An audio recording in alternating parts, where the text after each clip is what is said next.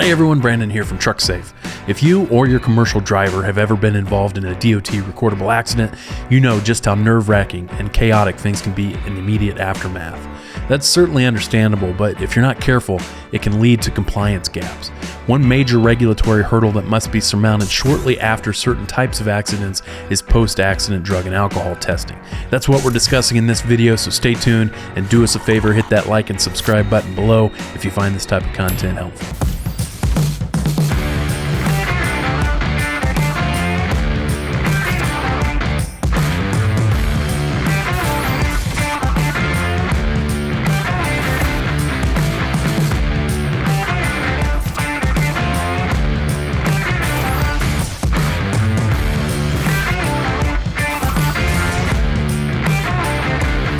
Obviously, the last thing you want to be doing immediately after an accident is scrambling to figure out exactly what the regulations require of you.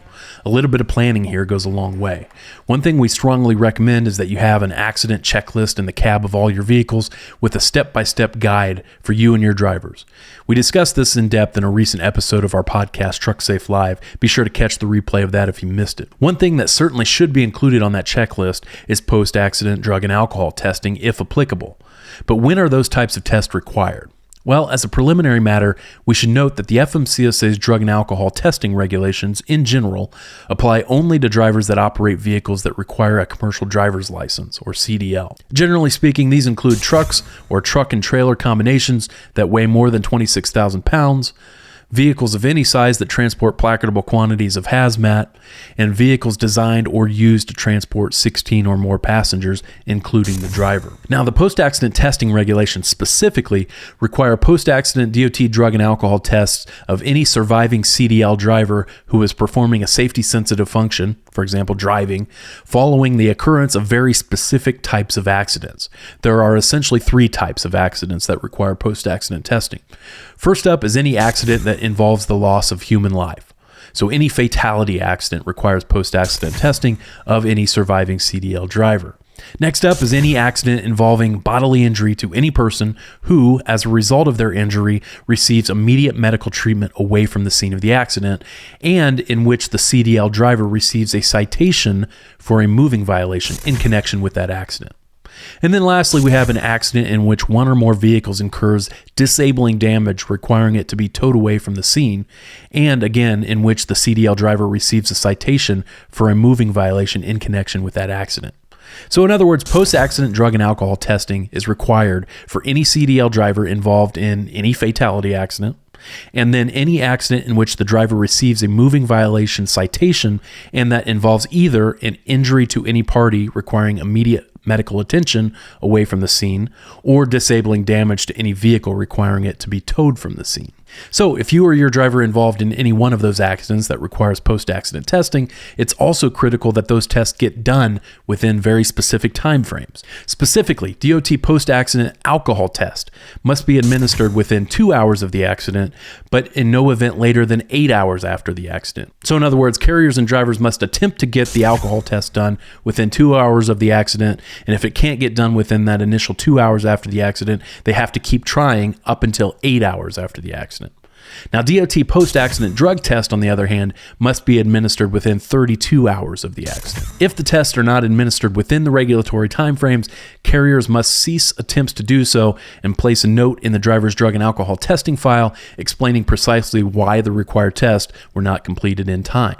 These notes are subject to audit, so it's important that they be thorough and explain exactly what steps the carrier took to try and timely comply with the testing requirement. For example, calling all your local collection facilities only to learn that they were closed at the time of the accident, that your driver was detained at the scene by law enforcement, making it impossible for tests to be completed in time, that type of stuff. Okay, so those are the basics of DOT post-accident testing, but let's talk about a couple of issues or more nuanced situations that can arise. First up, what happens if an accident doesn't initially result in a human fatality, but someone later dies as a result of injuries sustained in that accident?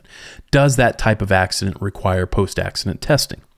Well, the FMCSA has addressed this scenario in written guidance, in which it states that if the fatality occurs following the accident and within the time limits for the required test that we just talked about, the employer must attempt to conduct the test until the respective time limits are reached.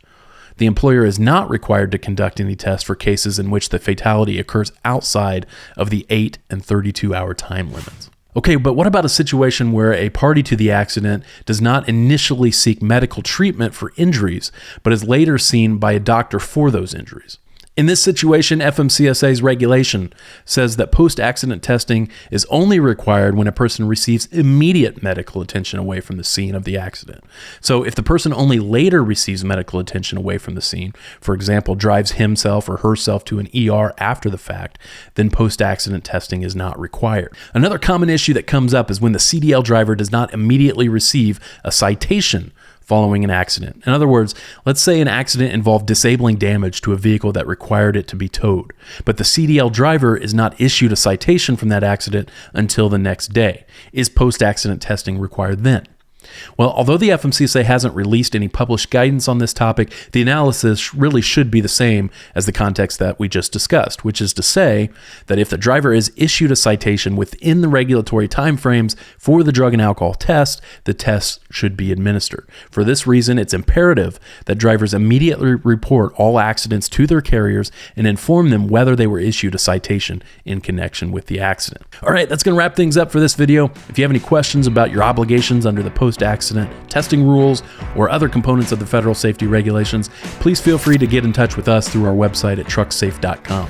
And for even more in-depth information about these types of regulatory topics, be sure to check out our innovative online compliance courses for safety managers and drivers over at trucksafeacademy.com. Also, be sure to check out our detailed compliance articles on our website and follow us on our various social media pages for the latest highway transportation news and analysis. Thanks for watching.